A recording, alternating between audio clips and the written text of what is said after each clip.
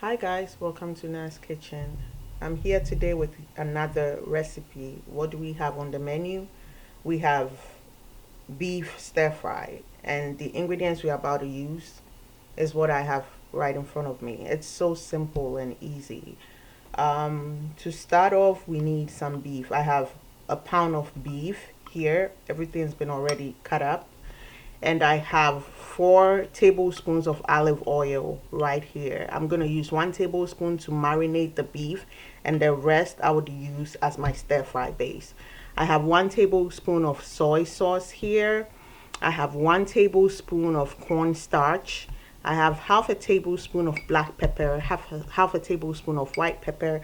I have 1 large carrot diced up. I have 2 cups of broccoli here.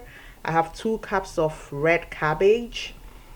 Here I have about a thumb size of ginger, and I have 4 cloves of garlic here. I have about half a cup of red pepper.